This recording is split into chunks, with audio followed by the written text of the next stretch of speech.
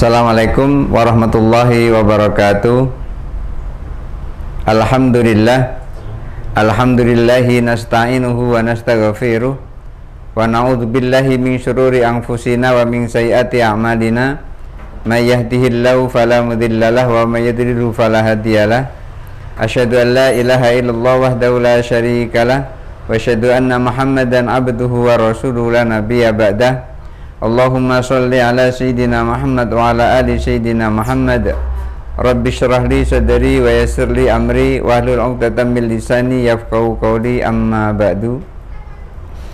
Pemirsa Kompas TV Jambi yang dirahmati Allah, ketika seseorang melakukan sebuah amal, apakah itu sholat 5 waktu, apakah itu puasa di bulan Ramadan, apakah itu menunaikan ibadah haji ke Baitullah, maka setiap masing-masing kita itu biasanya ada perbedaan antara satu dengan yang lain. Yang dimaksud perbedaan di sini adalah perbedaan yang terjadi di dalam hati kita masing-masing. Ada seseorang yang menganggap bahwasanya sholat itu adalah merupakan suatu kewajiban. Ada seseorang yang menganggap bahwasanya sholat itu bukan suatu kewajiban, tetapi sebuah kebutuhan. Dan juga ada orang yang menganggap bahwasanya puasa itu adalah merupakan satu kewajiban, tetapi di sisi lain ada orang yang menganggap bahwasanya puasa itu adalah merupakan satu kebutuhan.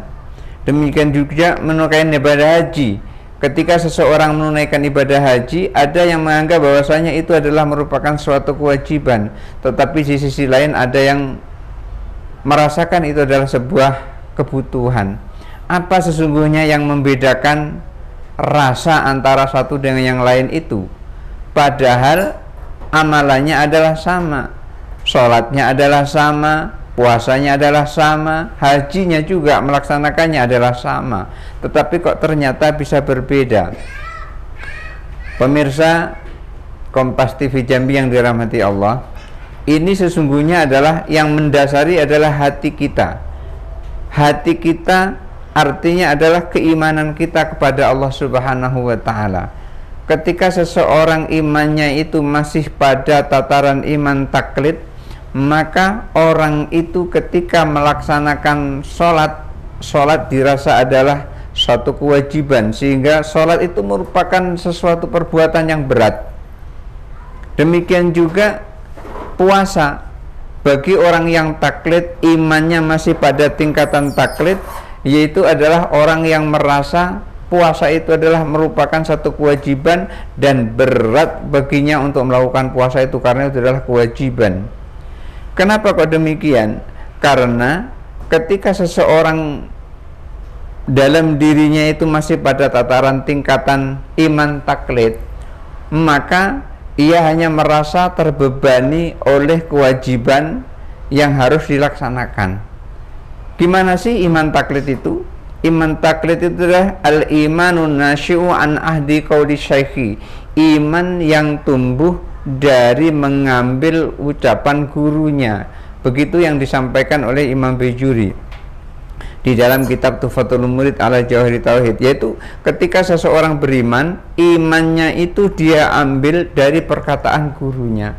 Ketika gurunya, nak kamu berpuasa, maka ia berpuasa. Maka puasa ini merupakan suatu beban, kewajiban yang harus ia laksanakan. Nak kamu sholat, maka sholatnya itu merupakan satu beban. Beban di mana bebannya itu yang harus dia lakukan, beban yang harus dia emban, yang akan merasa dirinya berat karena itu adalah kewajiban. Demikian juga haji. Nak kamu nanti kalau sudah punya uang, sudah ada kesempatan, pergi haji, karena haji itu adalah rukun iman yang harus dipenuhi. Salah satu dari rukun iman yang harus dipenuhi, salah satu rukun Islam yang harus dipenuhi. Jadi ketika seseorang melakukan ibadah haji dan ia merasa itu adalah merupakan salah satu rukun Islam yang harus ia penuhi, maka ia melakukannya menjadi sesuatu yang berat karena itu adalah kewajiban. Maka Iman taklid itu adalah iman yang diambil dari seseorang, dari gurunya, tanpa mengetahui dalil apa-apa. Jadi yang penting ngikuti apa yang dikatakan gurunya.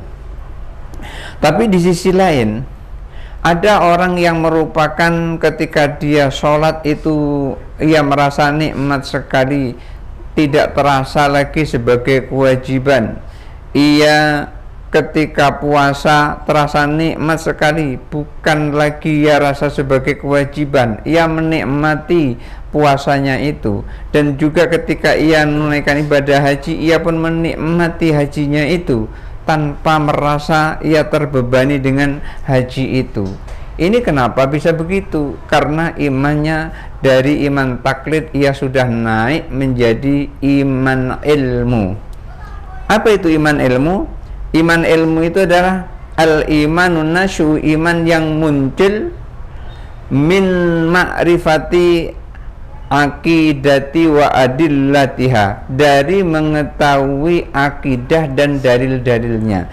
Jadi ketika seseorang melakukan sholat, ia mengetahui dalilnya.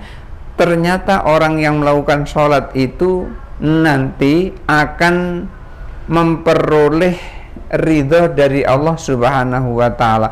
Orang yang melakukan berpuasa nanti akan memperoleh ridho dari Allah Subhanahu wa ta'ala. Orang yang menunaikan ibadah haji nanti akan memperoleh ridho dari Allah Subhanahu wa ta'ala. Ketika dia mengetahui dalam dirinya bahwasanya apa yang dia lakukan itu adalah merupakan perintah Allah Subhanahu wa ta'ala, dan ia menikmati dari perintah itu karena ia mengetahui dalil-dalilnya. Ketika ia mengetahui bahwasanya Allah Subhanahu wa ta'ala itu ada dan ia mengetahui dalil-dalilnya, dan ketika ia mengetahui bahwasanya Allah itu tidak bisa diserupakan dengan apapun karena ia mengetahui dalil-dalilnya, seumpama ia telah membaca sebuah dalil laisa kamitslihi syai'un, tidak ada yang menyerupai apapun terhadap Allah Subhanahu wa ta'ala, maka lalu ia meyakini bahwasanya oh Allah itu ada, mantap dia sholatnya, mantap dia puasanya, mantap dia hajinya. Kenapa? Karena telah mengetahui dalil-dalilnya. Maka orang yang seperti ini telah naik imannya dari iman taklid menjadi iman ilmu. Lalu kita ini berada di tingkatan yang mana? Apakah iman kita ini iman taklid yang masih mengikuti apa yang dikatakan oleh orang lain, yang masih mengikuti guru kita, yang masih mengikuti orang tua kita, atau kita sudah sampai kepada iman ilmu, iman yang dilandasi dengan ilmu? Telah kita belajar kepada guru, telah kita belajar kepada syekh, telah kita belajar dengan ustadz. Setelah kita belajar dengan ustadz, kita belajar dengan syekh, kita belajar dengan guru, lalu kita bisa mengetahui apa yang kita lakukan, apa yang kita amalkan. Mulai dari sholat kita tahu dalilnya, dari puasa kita tahu dalilnya, haji kita tahu dalilnya, sehingga menjadi lebih kuat ketika kita melaksanakan sholat, lebih kuat kita melaksanakan haji, dan lebih kuat ketika kita menjalankan puasa di bulan Ramadan. Lantaran apa? Lantaran masing-masing kita telah mengetahui dalilnya. Umpamanya ketika kita mau sholat, kita tahu dalilnya, ada perintah Allah, wa aqimus sholata wa atuz zakata warka'u ma'ar raki'in. Itu adalah perintah. Dan dirikanlah sholat dan tunaikan zakat dan rukuklah bersama orang-orang yang rukuk. Itu adalah merupakan perintah, dan kita mengetahui itu. Maka orang yang mengetahui amalannya dengan dalilnya sekaligus, maka imannya akan berada di atas, lebih tinggi daripada iman taklid, yaitu iman ilmu. Dan ketika seseorang melakukan puasa, dia mengetahui dalilnya. Apa dalilnya? Ketika ia membaca Al-Quran, dia baca Bismillahirrahmanirrahim. Ya ayyuhalladzina amanu kutiba alaikumus syiyamu kama kutiba alal ladzina min qablikum la'allakum tattaqun. Hai orang yang beriman, diwajibkan atas kamu berpuasa sebagaimana diwajibkan atas orang-orang sebelum kamu, mudah-mudahan kamu menjadi orang yang bertakwa.